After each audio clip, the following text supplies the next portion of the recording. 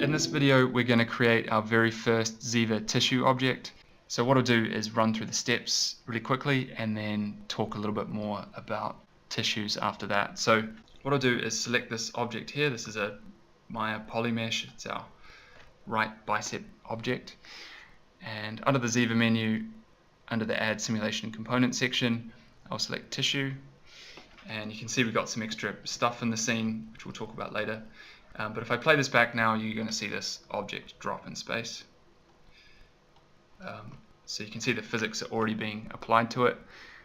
It's worth noting that when you do play back your ZIVA simulations, you're going to want to make sure that under playback speed that one of these two play every frame options is selected. And that's because as a simulation, it needs to see every frame sequentially. And by the same token, you can't scrub the timeline at this point.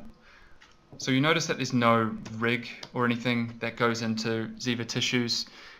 In fact, ZIVA is going to ignore any upstream deformers that you have running into your meshes. So even if you make a rig for it, it's not going to do anything.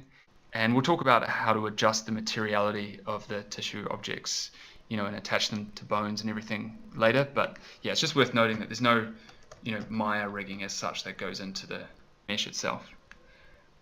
The other thing to note is that this is just an arbitrary mesh, so we don't force you to use any kind of muscle primitive or anything like a NURBS tube or that sort of thing.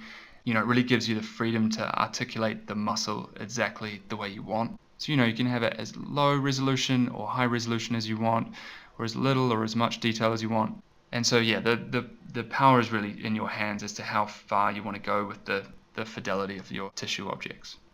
So in the next video, we're going to talk about this latticey thing here around the tissue object, which is called the TET mesh, and how that relates to the simulation. All right, thanks for watching.